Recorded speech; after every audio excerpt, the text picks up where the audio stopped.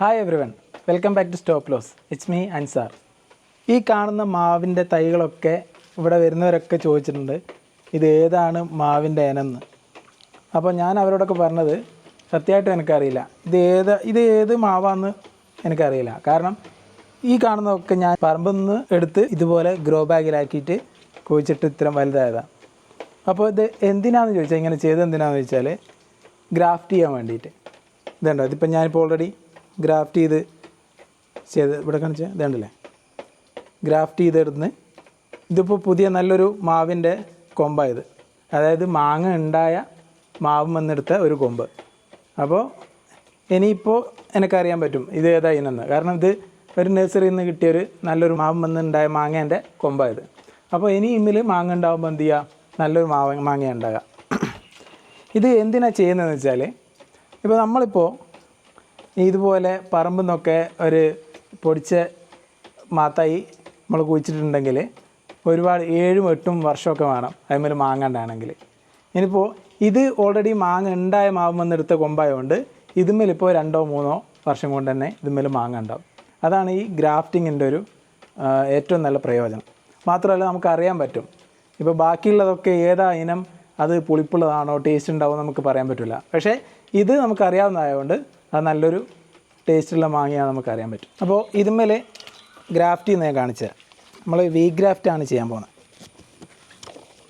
അപ്പോൾ ഇതാണ് നമ്മൾ ഇതിന്മേൽ പിടിപ്പിക്കാൻ പോകുന്ന മാവിൻ്റെ കമ്പ്.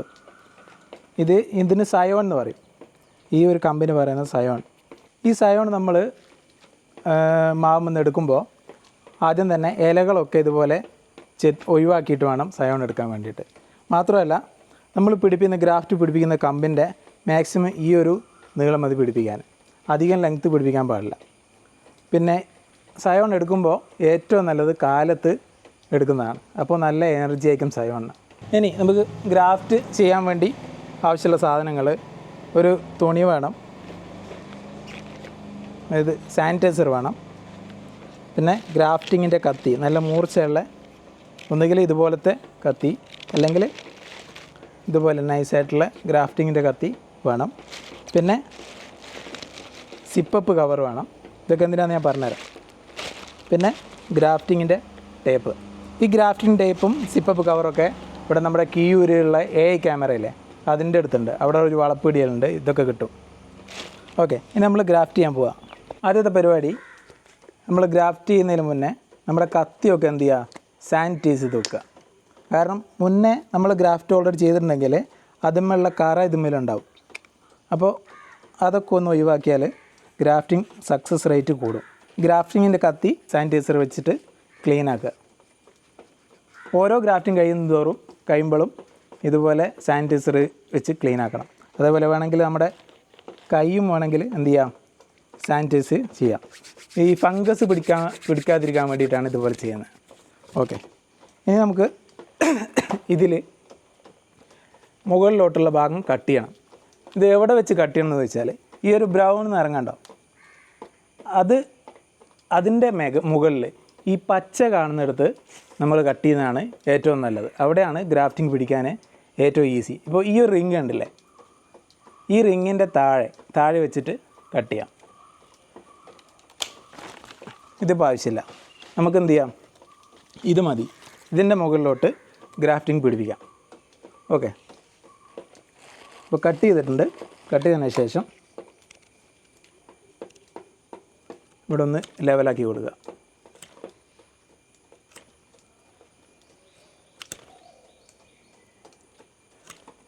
ഓക്കെ, ലെവലാക്കി. ഇനി ഇവിടുന്ന് നേരെ ഒരു താഴോട്ടേക്ക് ഒരു കട്ടിങ്. ഇത് പതുക്കെ സൂക്ഷിച്ച് ചെയ്യണം, ഓവറായിട്ട് കട്ടാൻ പാടില്ല.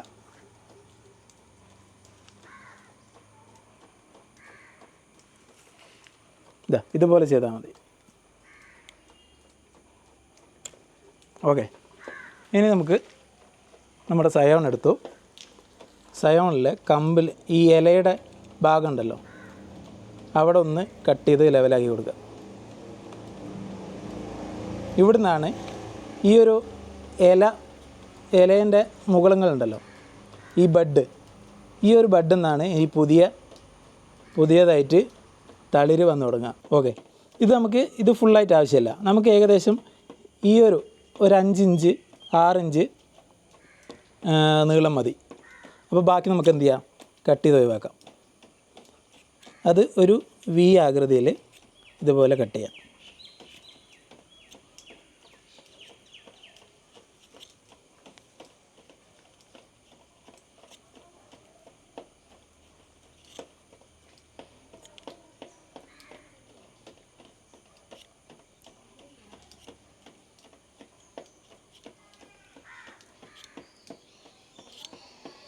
ഇതുപോലെ വി ആകൃതിയിൽ കട്ട് ചെയ്തിട്ട് ഇവിടെ ഒന്ന് വെച്ച് നോക്കാം. കണ്ടോ, കറക്റ്റ് ആ ഒരു നീളത്തിൽ തന്നെ നമ്മൾ കട്ട് ചെയ്തിട്ടുണ്ട്. അതിങ്ങനെ ഇതിലേക്ക് ഇറക്കി വെച്ച് കൊടുക്കുക.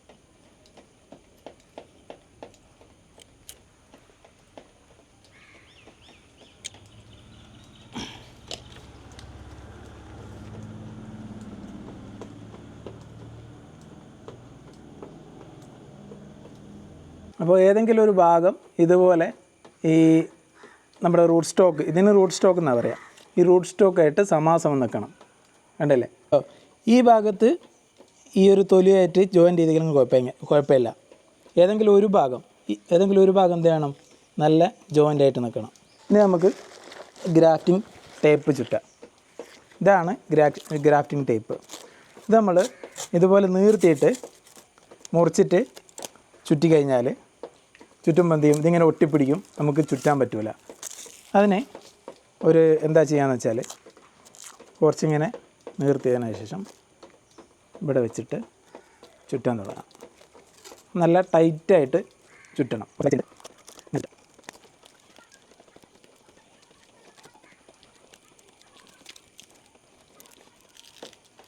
കുറച്ച് ചുറ്റിയതിന് ശേഷം ഇവിടെ നിന്ന് കട്ട് ചെയ്തിട്ട്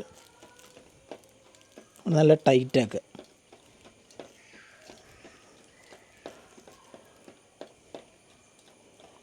എന്നിട്ടിങ്ങനെ എടുത്ത്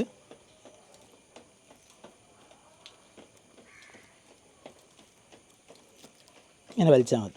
ഇത് വലിച്ചാലിങ്ങ് പോരരുത്, വലിച്ചാൽ വരാത്ത രീതിയിൽ നല്ല ടൈറ്റായിട്ട് കിട്ടുക. എന്നിട്ട് ഈ സിപ്പപ്പ് കവറിൽ കുറച്ച് വെള്ളമാക്കിയിട്ടതിന് ശേഷം അത് കുടഞ്ഞ് കളയാം, ഒഴിവാക്കി കളയാം. കാരണം ജസ്റ്റ് അതിലൊരു വെള്ളത്തിൻ്റെ ഒരു മോയ്സ്ചർ കണ്ടൻറ്റ് ഉണ്ടായാൽ മതി. ഇല്ലെങ്കിൽ നല്ല വെയിൽ വരുന്ന സമയത്ത് ഇതിൻ്റെ ഈ സയോണിലെ വെള്ളമൊക്കെ ഇവാപ്പറേറ്റ് ചെയ്ത് വിട്ട് അത് ഉണങ്ങിപ്പോവും. അത് അങ്ങനെ സംഭവിക്കാതിരിക്കാൻ വേണ്ടിയിട്ടാണ് നമ്മളിങ്ങനെ സിപ്പപ്പ് കവർ ഇടുന്നത്. അതിട്ടിട്ട് ഇതുപോലെ കെട്ടി കൊടുക്കുക. ജസ്റ്റ് ചെറിയൊരു കെട്ടൽ കെട്ടിയാൽ മതി. ഓക്കെ, ഇനി ഇതിൻ്റെ തളിര് വന്നു കഴിഞ്ഞാൽ നമുക്ക് ഈ സിപ്പപ്പ് കവർ മെല്ലെ ഊരി കൊടുക്കാം. 3 ആഴ്ച കഴിയുമ്പോൾ ഇതുപോലെ തളിരില വരുന്നത് കാണാം. അപ്പോൾ നമുക്ക് സിപ്പപ്പ് കവർ എടുത്ത് കളയാം. തളിരില ഇൻസെക്ട്സ് നശിപ്പിക്കാതിരിക്കാൻ പെസ്റ്റിസൈഡ്സ് അടിച്ചു കൊടുക്കുന്നത് നല്ലതാണ്. ഗ്രാഫ്റ്റിംഗ് ചെയ്ത ഭാഗത്തെ ടേപ്പ് വേണമെങ്കിൽ അഴിച്ചു കളയാം. ഞാൻ വീണ്ടും ഒരാഴ്ച കഴിഞ്ഞിട്ടേ അഴിച്ചു കളയുന്നുള്ളൂ. എന്തായാലും ഗ്രാഫ്റ്റിംഗ് പിടിച്ചിട്ടുണ്ട്, അല്ലാതെ തളിരില വരില്ല.